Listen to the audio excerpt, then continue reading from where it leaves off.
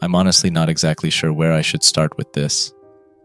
It's something I've kept silent about for over half a decade at this point, both because of the vow my friends and I made that night, and honestly because it's been the only way I've been able to stay relatively sane since then. I already wake up almost nightly, covered in a literal sheet of sweat with my heart racing from the nightmares. That's what I spent the last several years telling myself. It was only a nightmare, nothing more. And for the most part, it seemed to work. That was until a week ago, when I saw something which shattered that illusion into a million pieces. But I'm getting a little ahead of myself, I guess. I should start from the beginning. You see, I live in a medium-sized coastal town in the Pacific Northwest, one which has been around since the 1850s at least, one which has developed many tales of supernatural occurrences all over it. Accounts of strange occurrences have been reported for over half a century or more, ranging from ghostly voices emanating from where the town's once bustling logging buildings stood on the edge of the estuary, to noises of old motion pictures playing after hours in the old Egyptian-style theater downtown, one of the last remaining in the United States, to the sounds of ghostly music and laughter coming from the ballroom of the old hotel, now converted to apartments. But one of the biggest ones, so big it used to be a centerpiece of the annual Halloween ghost tours in town, was the old hospital. Built in the mid-1920s, it served as the town's sole hospital until the early 70s, when the modern one was built and the old shut down. For a short period of time between the 80s and the early 90s, it housed a community college, but it too left, leaving it again silent and abandoned. The official reasoning given was that the structure wasn't up to proper code, and the costs in bringing it up to modern standards would be just too expensive. But, as with every town, rumors spread about the real reason why nobody would occupy it for long. Whispered in hushed tones by the older townsfolk were rumors of, to put it simply, rather sinister and horrifying things which went on inside the building's walls. Tales of unethical experimentations being performed on patients and volunteers from the local state hospital, of doctors being involved in the occult and performing witchcraft ceremonies after hours in the basement, and of things equally as vile, which they refused to speak about out loud at all. To my friend group, all who were extremely interested in the supernatural and urban legends, the tale of the hospital was the most exciting thing about our town. Every year since we were 6 or 7, we'd go on the annual Halloween haunt walk, and every time the tour guide stopped us in front of the red and tan building, we'd all perk up, craning our necks and looking up at the windows, hoping to catch a glimpse of some specter staring down at us. But nothing ever happened, and as the turn of the century rolled around, leading from the 2000s into the 2010, our enthusiasm for it seemed to wane slightly. We all became wrapped up in our own personal lives, and soon, our annual meetup was forgotten about. That was until one cold, rainy day in early 2018. I had just gotten up for the day, as it was my day off from work, when my phone rang on my bedside table. Reaching over the bed, I picked it up and was surprised to see Johnny's name staring back at me. I quickly answered it. "Hello?" A moment later, Johnny's deep, booming voice rang through the phone. "Hey Mikey boy, how are ya?" I hadn't heard from my friend in almost 3 years since he'd gone to Eugene for college. I let out a small laugh. "Dude, been a hot minute since I heard from you. I've been aight. What about you? How's school going?" I sat down in my desk chair as he answered. "School's been going fine, bro. Thanks for asking." His voice took on a teasing tone. "I hear you're going to be turning 28 this summer, huh?" I groaned. "Dude, don't remind me. I'd like to pretend turning 30 wasn't only a handful of years away." He let out another laugh. "Hey, how do you think I feel where I'm 35 now?" "My bad, man." I laughed back, then looked out the window. "So, are you back in town or something?" I asked. I heard him shift on the phone. "Yeah, actually I am, for a week or so.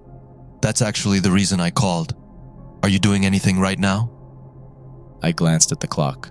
The large white numbers showed it was a little after 10:30. Nah, not right now. Today's my day off, and I'm not meeting Ruby till tonight for dinner. A smacking sound came from my friend's end of the call. Damn it, that's right. Today's your guy's 5-year anniversary, congrats.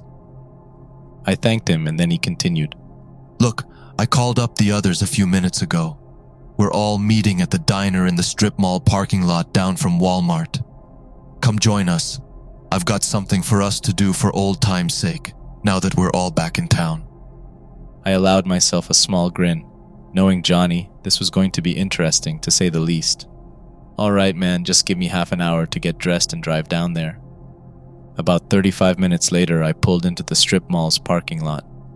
Spying my friend's Cadillac, I parked next to it and walked into the diner.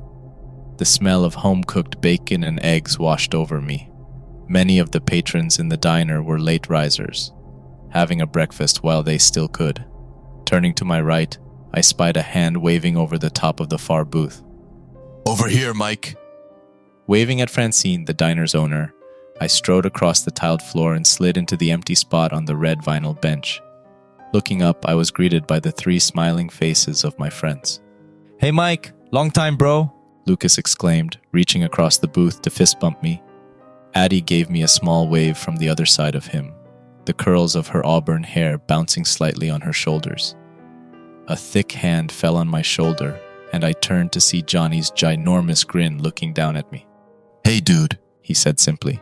I happily exchanged greetings with them all, and after ordering a grilled cheese sandwich and a coffee, we all fell into old times, laughing and telling each other what we'd been up to since we'd last seen each other. I was the only one who'd stayed in town, working for a decent pay at the fish processing plant down the coast, and occasionally on one of the fishing boats during the summertime.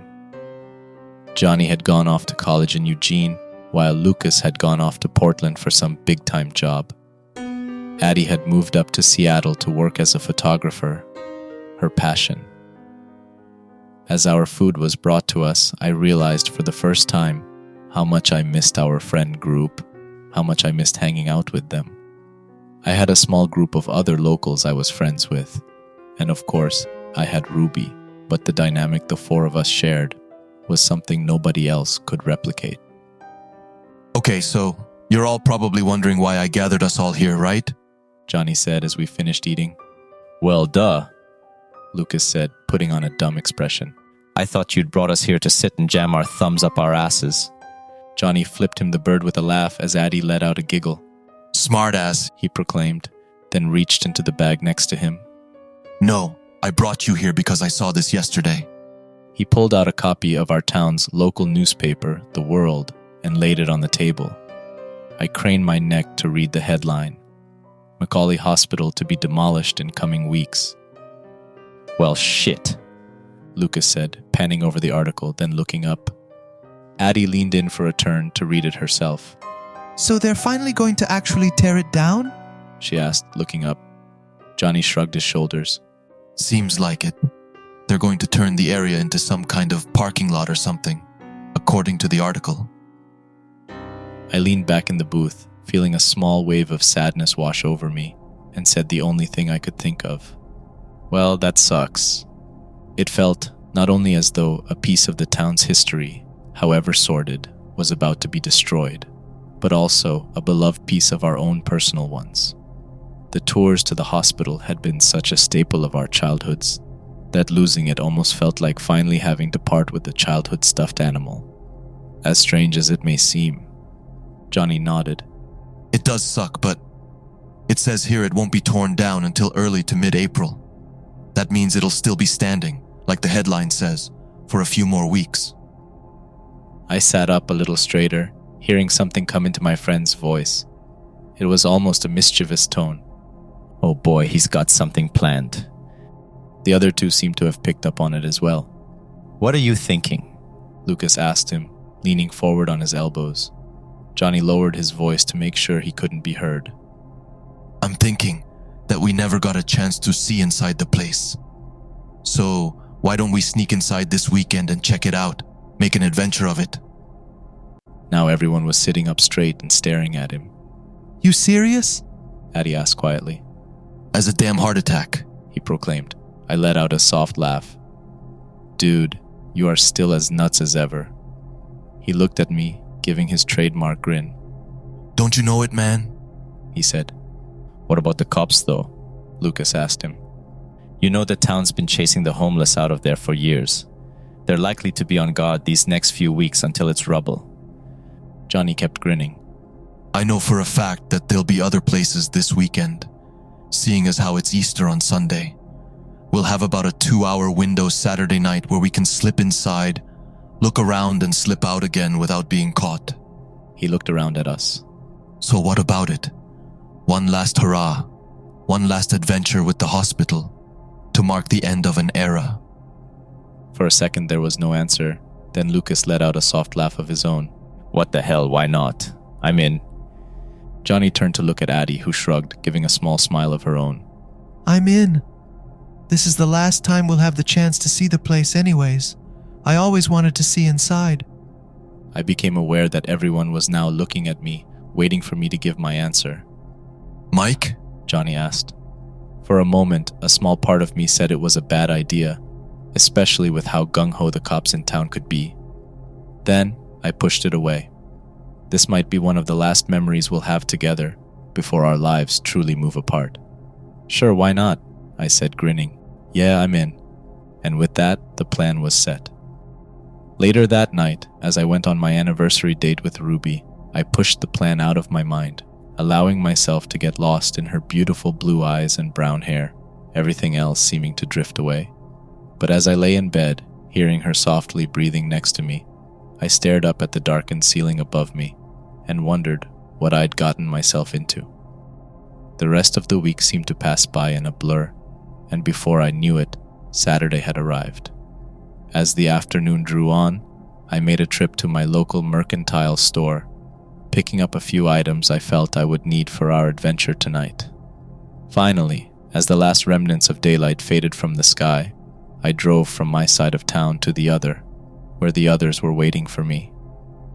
As I turned onto Commercial Avenue, the headlights of my Ford Taurus bounced off the faded and peeling tan and red paint, reflecting back in the glass of the hospital. And then I passed it, driving a little farther down the street and parking across from the town park. Getting out of the car, I retrieved my items from the trunk and walked back towards the meeting spot. Many lights were still on in the neighborhood's houses, and I let out a silent prayer that nobody would gaze out of their windows and see us. The chilly spring air whipped at my face as I crossed the street, until I was standing, quite literally, in the shadow of the 4-story building. I stopped and looked up at it, finally, for the first time in my life, appreciating how big it was. It stretched up and away from me, seeming almost imposing in the gathering darkness. It almost looks like a slumbering beast in the gloom, one which could wake up at any moment. I shook my head slightly. Where the hell had that thought come from?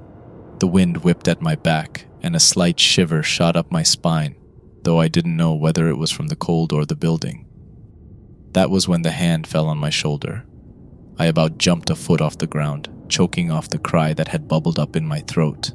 Behind me, I heard a quiet laugh and whirled around to see Johnny giving me a shit-eating grin. "You asshole," I hissed at him, though I let out a soft laugh of relief. What, did I scare you? He joked, nudging my shoulder, then motioned towards the back of the building. Come on, the others are waiting around the back. He noticed my bag and gestured to it. What you got in there? I unzipped it, opening to show him. A pair of gloves, so I don't cut myself on the glass or metal. A flashlight, so we can see where we're going, and I pulled a camcorder out of the bag. That to document it. He let out a low whistle. And that is why we always rely on you, my man. You always come prepared. And with that, he led me around to the back of the hospital. Lucas and Addie were indeed waiting for us near a rear window. I saw, with a small measure of disapproval, that someone, likely Johnny or Lucas, had broken the glass out. So who's going first? Johnny whispered, looking around. I guess I'll do it. Lucas whispered back after a second. He cleared away the remaining fragments of broken glass, then boosted himself up and over the window ledge until he disappeared inside. A moment later, he stuck his head back out. It's all right, come on. He said, a huge smile already formed on his face. Johnny helped Addie up next, then slid up and inside himself. For a few moments, I was left alone outside, and I quickly looked around. The woods which stood behind the hospital slid away into the darkness, and I noticed for the first time how there was no sound of animals calling. No rustle of elk sliding through the woods. No owls. Nothing. The realization made another shiver slide up my spine, though I couldn't tell again why. I scoffed. Come on, it's barely out of winter, Michael. Most animals aren't even out yet. Stop spooking yourself over some stupid bullshit. And with that, I reached up and grabbed the window ledge, pulling myself up and sliding inside. The first thing I noticed when I stood up was just how musty it seemed to be. The air almost seemed thick, heavy laden with dust and God only knew what else. Hope to God I don't breathe in too much asbestos or something. I forgot to bring a mask. Reaching into my bag, I pulled out first the gloves, then the flashlight. Snapping it on, I hooded the beam slightly with my free hand and shone it around. The room which we had entered was large and, as I had figured it would be, empty. The same tan color which adorned the outside of the building graced the walls in here, though the floor seemed to be tiled. I could only guess what purpose it had served in the days of it being a hospital, as it had closed long before I'd been born. It could be a room for administrative purposes, or it could have been a patient room. I'll never know. That's when I noticed I was alone in the room. What the? I hadn't even heard the other three leave the room, and had been too distracted by my surroundings to immediately notice. Guys? I called out softly.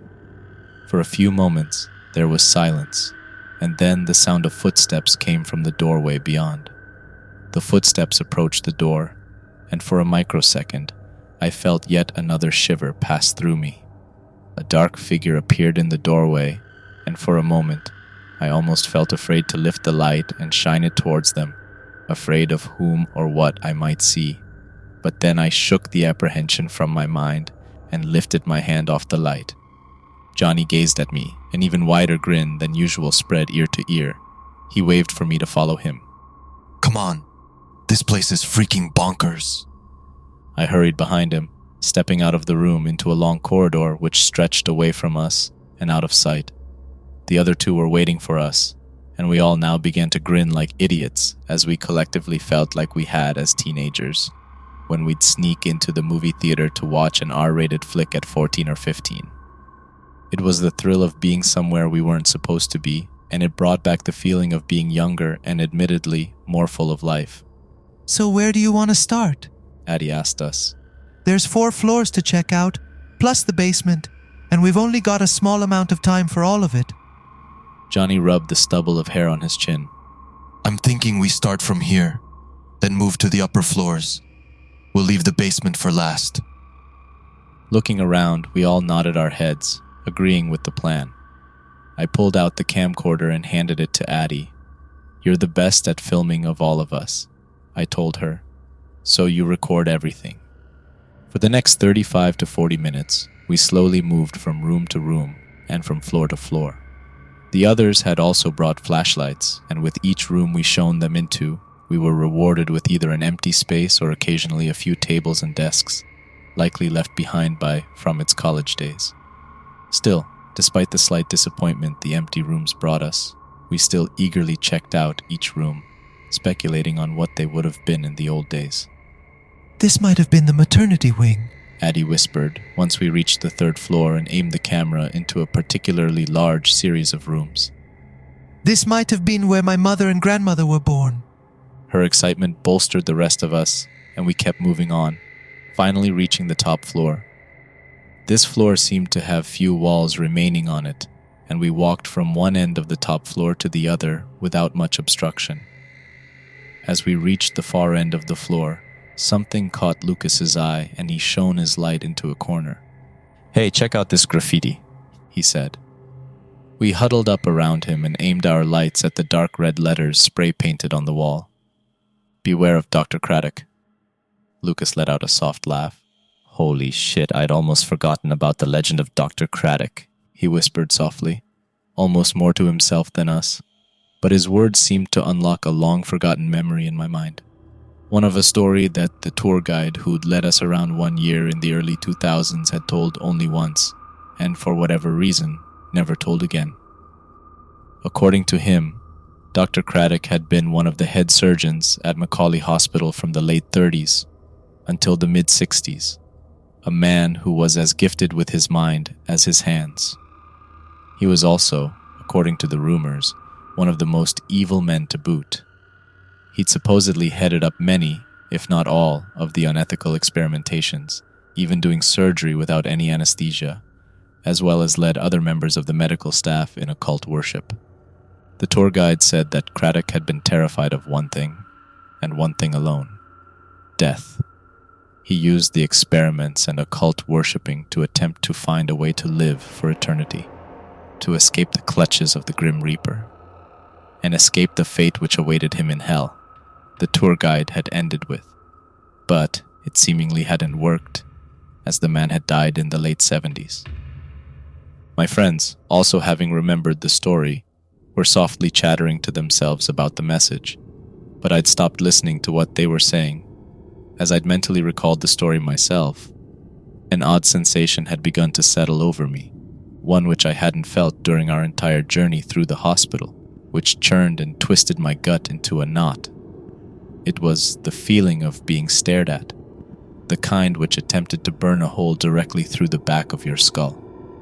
Turning away from the others, I looked back towards the other end of the building. With my flashlight lowered, I couldn't see much in the gloom, but I saw one thing. Many of the windows hadn't been boarded up, especially on this floor, and the yellow glow of the streetlights outside shone inside, casting long shadows and a dim view of the area. Over in the far corner was a shadow, one which was darker than the rest. That wasn't what drew my gaze and choked off my breath in my throat. It was in the shape of a person, one standing just out of sight. The feeling of being stared at intensified, and I swear I saw the shadowy figure take a step towards us. I quickly unhooded my flashlight, aiming it straight at the figure. There was nothing there. It was almost as if the beam of light had banished it away, if it was even there in the first place. As I aimed the flashlight around, I felt something brush against the nape of my neck, causing me to let out an involuntary gasp as a lightning bolt shot up my spine. I whirled around to face behind me, the beam of my light splashing off my friends as they turned to look at me. There was nothing there again. My breath came in short, ragged gasps as I attempted to steady myself. Dude, what's up? Lucas asked me. For a second, I considered telling them what I'd seen. Then I shook my head. Nothing, man, I said, hoping my voice sounded calmer than I felt. Look, let's just finish up and get out of here, okay? I just don't want to stay in here too long, with God only knows what in the air. I saw Lucas and Johnny immediately accept my answer, but Addie lowered the camera and gave me a serious look. She knew something was up. She always did with me. I simply shook my head at her, letting her know I didn't want to say anything. Johnny finally sighed. All right, then let's quickly run downstairs and check out the basement, and we'll book it. I let out a breath I hadn't realized I'd been holding it, then nodded. Sounds like a plan to me, I said, then stepped out of the way as our friend led the way back downstairs. I brought up the rear this time, occasionally looking behind us and shining my light around. The feeling of being watched hadn't gone away as we moved back downstairs. It seemed to almost follow us, staying just out of sight behind a corner or in a stairwell. I couldn't hear anything, but all of my instincts were telling me to be on guard. I reached under the waistband of my coat and massaged the handle of the hunting knife I had strapped there, feeling slightly comforted by it. Finally, we stood at the door to the basement. A set of steps, lined with a rusting railing, led down. For a second, I debated on telling the others to hang the basement and just leave. But no, as creeped out as I felt, I attempted to be rational. You aren't being followed, dude. You didn't see anything. You're freaking yourself out over nothing. Don't ruin this for everyone else. And so, still repeating those thoughts to myself, I followed the others down the steps. The sound of water dripping from somewhere deeper still echoed back in the silence as we stepped off the final step into the bowels of the building. Shining our lights around, we saw there were many rooms leading off in different directions. It almost seemed like a maze, in a way. Lifting the light, I saw a plaque mounted on the concrete archway. Surgical wing. Oh, that's great. Addie said sarcastically, spotting it as well. Have the freaking surgical wing in the basement. Johnny turned to us after staring out into the darkness for a second. All right, let's quickly check this out. He muttered softly. I noticed, for the first time tonight, that he seemed to be on edge himself. The excitement he'd shown until now had almost completely evaporated. Did he see something too? The thought swam through my mind, but before I could decide to ask out loud, he turned and led the way deeper into the basement. Feeling as though ants and roaches had burrowed under my skin and were inching their way along beneath it, I hurried after them. The corridor and rooms seemed to go on forever, though they were all empty. The feeling of being observed and scrutinized refused to leave me, and I kept looking behind me, hating when I had my back to the darkness. Finally, I stopped. All right, this is far enough. Time to tell everyone it's time to leave, I thought. Hey guys! They all stopped and turned to look at me, but before I could say anything more, all of our flashlights went out. And I don't mean they went out one at a time, even within just a few seconds of each other. I mean they went out at the exact same time. Something which should be downright impossible. Everything was plunged into pitch blackness, one which I'd never experienced before. What the fuck just happened? I heard Lucas exclaim somewhere off to my left. I don't know, where are you? Addie said, her voice now holding a noticeable trace of fear in it. As I heard them attempting to make their way to each other, the feeling of something brushing against the nape of my neck returned. I felt my heart begin to race, and my breath hitch again in my throat. And then my heart stopped entirely as I heard the sound. It came from just behind me and to the right, almost soft enough to miss, but not quite. It was a voice, a man's voice, low and gravelly, one which I'd never heard before in my life, and it seemed to hold more malice and evil in it than I thought a human's voice ever could. A decent subject, it whispered quietly, but not quite suitable enough. The brushing against my neck pulled away, and I felt my breath return, though in extremely ragged gasps, almost as if I were beginning to hyperventilate. What the fuck? I managed to breathe out, turning around in a circle and pulling the knife from its sheath. I shot it out into the blackness, slashing around but feeling nothing meet the blade's swings. Who's down here? I finally demanded, finally raising my voice. Lucas and Addie stopped calling to each other at my words. Mike, what are you talking about? I heard Addie call out, the terror in her voice now almost as palpable as what I felt.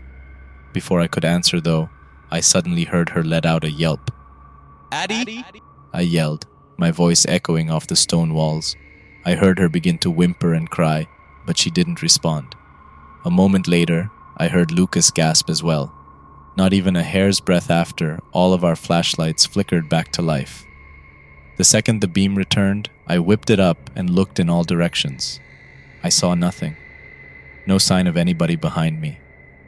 Turning back, I saw Lucas doing the same, as if he were looking for someone as well. Addie, though, she had crumpled against the wall, dropping the camcorder and covering her face with her hands, sobbing loudly. I dashed towards her, kneeling down beside her. Addie, what happened? I asked, but she simply shook her head and continued crying. I looked up at Lucas. Dude, what the hell happened? I demanded, a little more forcefully than I intended. For a moment, he didn't answer me. Then he turned his face towards me. I saw almost all the color had drained out of it, and he wore a look of abject horror on his face. He looked down at the ground and muttered something quietly. I stood up slightly, keeping a hand on Addie's shoulder. What? Not good enough, I heard him whisper. Then he looked at me again. That's what the voice said to me. Not good enough, it said. I felt my throat close up at his words. My breath again choked off. He heard the voice too. Addie stopped crying, and as I looked down at her, I saw her staring at Lucas with an even stronger look of horror than he wore. She said nothing, but she didn't have to. All three of us had heard the disembodied voice declaring us not good enough. For what, I didn't know, and I didn't want to know.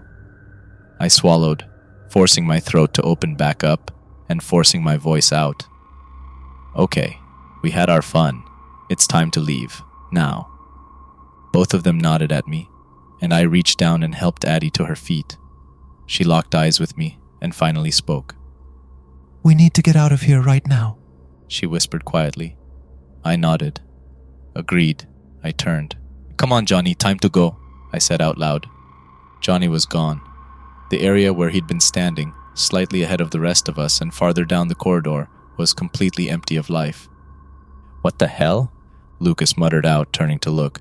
Where the hell? I realized with a start that I hadn't heard our friend utter out a word since the flashlights had gone out. Not a word, and not a noise. Johnny? I called out, my voice again echoing in the silence, only broken by the dripping of water somewhere. No reply. Johnny, where are you? Lucas called out himself. Again, all we heard was the echo of his voice filtering deeper into the basement and back to us. Oh, fuck me. I whipped my light around, finally looking down to where he had been standing. Footprints turned and led away into the darkness. Johnny's footprints. I recognized the tread of his hiking boots. Lucas spotted it as well, stepping forward and aiming his own beam down at them, then into the dark corridor. He turned back to me. What do we do? He asked me, his voice shaking slightly. Addie grabbed my arm. Mike, we can't leave him down here, she whispered, her voice holding an almost desperate tone to it. Even still, for a moment I debated on snatching her up, yelling for Lucas to run for the exit, and simply calling the cops from outside. It'd mean we'd get in major trouble. But at this point, that might actually be preferable to the alternative. But I knew Addie was right. If it had been myself or Lucas who'd vanished, our friend wouldn't leave until he'd found us, no matter how terrifying the situation was. Addie's right, we have to find him, then get the fuck out of here, I said. Lucas looked petrified at the prospect of going deeper into the basement, but nodded. With Addie still clinging onto my arm for dear life, I slowly led the way down the corridor, following our friend's footprints. We stayed close to one another, constantly shining our flashlight beams into every dark room and corner we approached.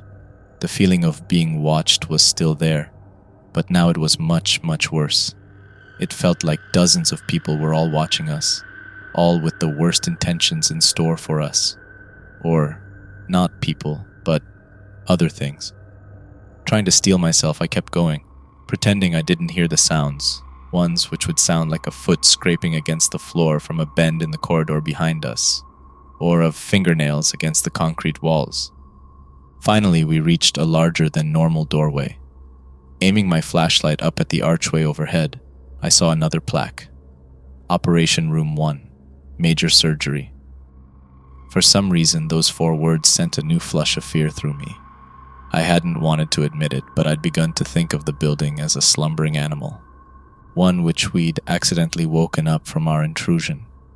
And finding this room almost felt like walking, quite literally, into the belly of the beast. Swallowing hard again, I forced out a long breath and shone my light into the room. I was not prepared for what I saw. I thought that, like the rest of the building, that this room too would be empty. But it wasn't. What looked like an old operating table, long since taken over by decades of rust, stood in the middle of the room. Overturned medical carts of medical tools lay strewn around it. I spied rusty scalpels and sewing equipment littering the floor, along with faded and rotting surgical masks. Aiming my light to the side, I saw many medical cabinets lining the sides of the walls. The entire room, if possible, gave off the worst vibes of the entire building. I never thought an inanimate object such as a room could feel evil before. But now I did, most decidedly. That was when I aimed the flashlight at the back wall. All 3 of us let out an almost collective gasp. Johnny stood almost directly against the wall, his back to us. I couldn't see his flashlight in either of his hands anymore, and he seemed to rest his head against the damp concrete. For a moment, I thought there was silence in this room as well, until a sound reached my ears, one which made my heart almost stop again. It was the sound of a voice talking fast, low, and quietly, but it was in a tongue I had never heard before, and honestly, one I don't think I was ever supposed to hear. It sounded almost demonic in its tone and cadence. Another realization crashed over me, sending another lightning bolt of fear through me. It was fucking Johnny's voice muttering a language I knew damn well he didn't know, for all his intelligence. That was when Lucas raised his light and aimed it at Johnny's back. Johnny? He said quietly. Instantly the whispering stopped. Everything stopped. All sound in the basement ceased, including the dripping water. It was as if all sound had been sucked out of the basement entirely, and my ears began to ring viciously in the stillness, one which held the most terrible edge to it. That was a mistake, my mind raced. Calling out to him was a mistake. Then Johnny moved. He took a single step back away from the wall, straightening up to his full height. At 6'7", he towered over all of us. He twisted his head from side to side, cracking his neck with an almost sickening sound, and moved his shoulders, almost as if he were trying to get the feeling back into them, or get used to them. And then he spoke. "Good evening," he said simply. My heart began to race at the two words he uttered. It had been Johnny's voice, yes, but it was wrong. The way he spoke, his inflection and cadence were nothing like how I knew my friend to speak. It was as if someone else were using his voice to speak. Almost as if he knew my thoughts, he turned towards us slowly, and this time my heart truly did stop. Johnny stared at us, a smile on his face I'd never seen before, one which had none of his usual goofiness or happiness in it. This smile held only evil to it, evil and a sinister glee. That wasn't what made me clap a hand over my mouth to keep from screaming. It was his eyes. His usual hazel eyes were gone. In their place were bright green ones which I knew instantly weren't his. I looked down, and with the largest pang of horror shooting through me, realized he was holding something. One of the rusty scalpels. Oh shit, Addie whispered, causing our friend to let out a low, sadistic-sounding chuckle, and then he was suddenly a blur of motion rushing towards us. I'd already slowly been moving, though, hoping he wouldn't see me trying to reach towards the door to the room, which had swung in. Moving almost as quickly as Johnny, I snatched the handle and yanked the door closed, just in time as well. I felt the impact smash into the other side. Looking down, and knowing the handle would be seized from the other side in a matter of moments, I saw a piece of rebar lying on the floor near me. "Lucas!" I screamed, feeling the handle grabbed and attempt to be opened. Lucas saw what I was looking at and grabbed it, lifting the heavy object up and wedging it against the handle. The door shook violently, and I could hear laughing emanating from behind the metal. Evil, insane laughter. I knew the rebar wouldn't hold the door for long. "Run!" I screamed, grabbing Addie and lifting her into my arms.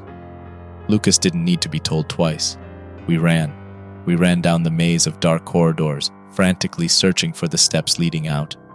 As we ran, I saw things appear in the doorways, shadowy figures all which stared at us, some with dark coal-like eyes, others with glowing embers like what I picture hell to look like. A few reached out and tried to grab us, but we kept sprinting.